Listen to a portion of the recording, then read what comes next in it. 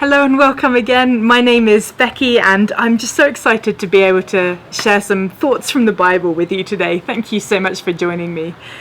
My husband Dave and I have a little devotional book that we've been working through together over breakfast each morning, and each day has a little Bible verse and a little devotional topic, and then a couple of questions to prompt some discussion between you and your significant other.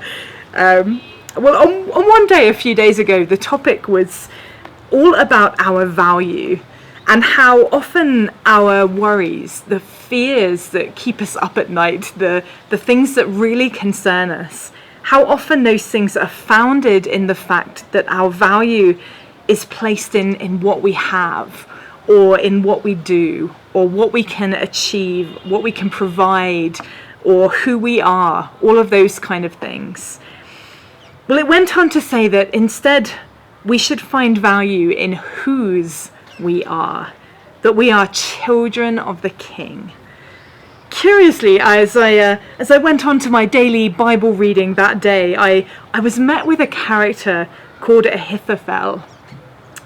This man was one of King David's most trusted advisors. And this is what the Bible says about him in 2 Samuel chapter 16, verse 23. Now, in those days, the advice Ahithophel gave was like that of one who inquires of God. That was how both David and Absalom regarded all of Ahithophel's advice. This man was good at his job. He had clearly been gifted with an amazing measure of wisdom.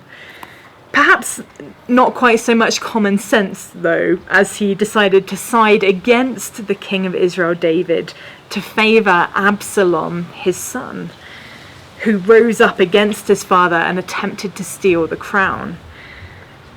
David fled from Jerusalem at this time to save the city from being torn apart by those who were loyal to him and those who were loyal to Absalom, his son.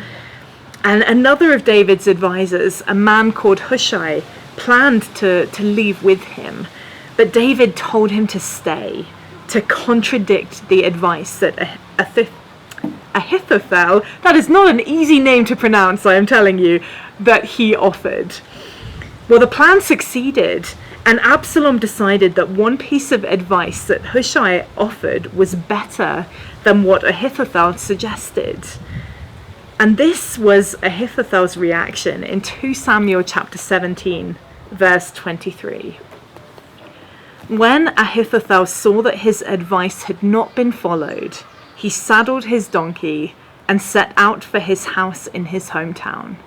He put his house in order and then hanged himself. So he died and was buried in his father's tomb. What a sad end for such an incredibly talented advisor. His advice wasn't taken on one occasion, only one. And so he kills himself rather than live with the shame of that event. It's really easy to kind of look on this Bible story and think, wow, that's a little bit of an overreaction there, isn't it, mate? I mean, just a tiny bit. And yet, don't you think that we're inclined to do the very same thing? We might not take it to such extreme lengths, but we are very, very swayed by what people think about us, by negative comments that people make about us, by ideas that we think are great or even God-inspired that other people shout down. We may not look for a rope in those situations, but how often do we give up? How often do we give up on a calling based on the words that other people say? Based on the value that we give to those words? As well as doing some Bible teaching here in Uganda, I'm also an author, and I can speak from personal experience when I say that this is really hard. For my first novel, I received loads of really good comments and feedback and people who genuinely really enjoyed reading what I'd written. And yet I remember seeing one 2-star review creep in and feeling a little bit devastated. Never mind all the 5-star reviews that I'd had, people raving about my book. That one 2-star review made me question if I was completely wasting my time writing. And my second novel is in the process of review right now. It's with a few literary agents, and it's the same thing. As soon as one rejection email came through, I had to battle with myself to say that doesn't mean that it's rubbish. Just because one person doesn't want to represent it, it doesn't mean that someone else won't. It doesn't mean that I don't have anything to offer. And yet so often that's where our minds go to, isn't it? It is far, far, far too easy to be tied up for our worth, to be tied up in our achievements and in the opinions that people hold of us.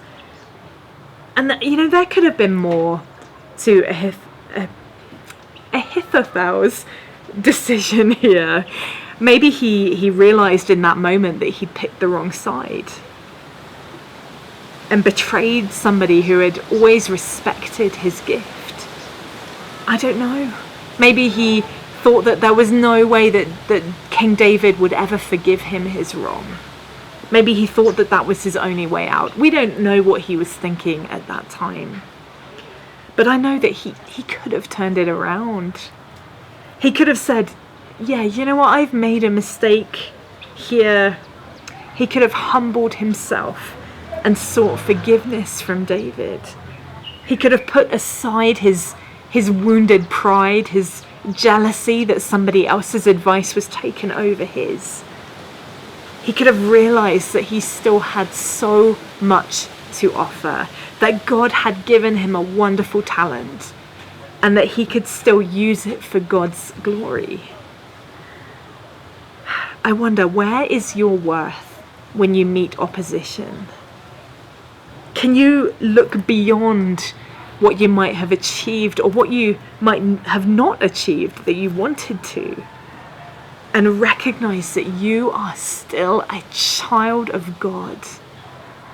No matter what you see in yourself, God sees you as more valuable than you can even begin to imagine.